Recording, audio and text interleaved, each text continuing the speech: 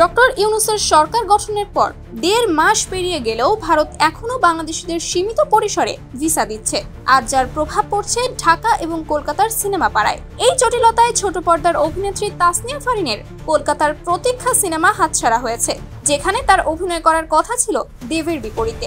একই কারণে কলকাতা যেতে পারছেন না চিত্রনায়িকা পরিমণিও। জটিলতায় পড়েছেন কলকাতার শিল্পীরাও। বাংলাদেশে আসতে ভিসা জটিলতায় পড়তে হচ্ছে তাদেরকে, এবং ঢাকায় এসে শুটিং করার ওয়ার্ক পারমিটের আবেদনে সাড়া পাচ্ছেন না তারা।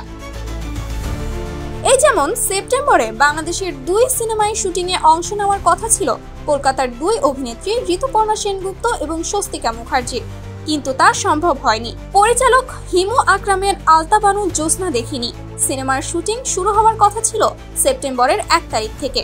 এই সিনেমার প্রধান অভিনয় শিল্পী কলকাতার স্বস্তিকার শুটিংয়ে অংশ নেওয়ার কথা ছিল ৭ বা ৮ সেপ্টেম্বর থেকে, তবে শুটিং শুরু করা সম্ভব হয়নি।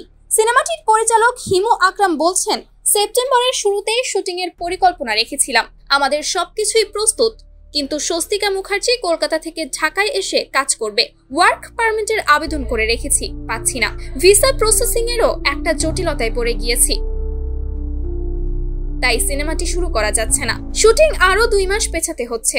ওয়ার্ক পারমিটের অনুমতি কবে পাওয়া যাবে সেটাও জানি না। আগস্টের শেষে বা সেপ্টেম্বরের শুরুতে রাশিদ পলাশের পরিচালনায় তরি সিনেমার শুটিংয়ে অংশ নিতে ঢাকায় আসার কথা ছিল পশ্চিমবঙ্গের তারকা অভিনেত্রী ঋতুপর্ণা সেনগুপ্তের, কিন্তু সেখানেও ওয়ার্ক পারমিট এবং ভিসা সমস্যা বাদ সেজেছে।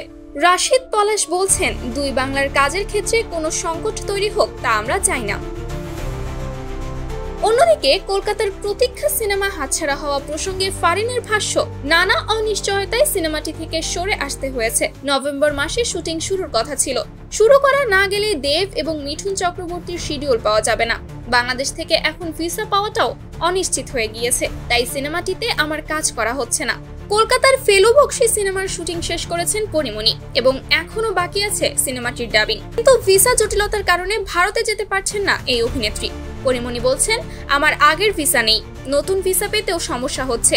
এখন কবে ভিসা পাবো, কবে যেতে পারবো বুঝতে পারছি না। এটি আমার কলকাতার প্রথম সিনেমা, আমি চাই দ্রুতই শেষ করে মুক্তি পাক সিনেমাটি।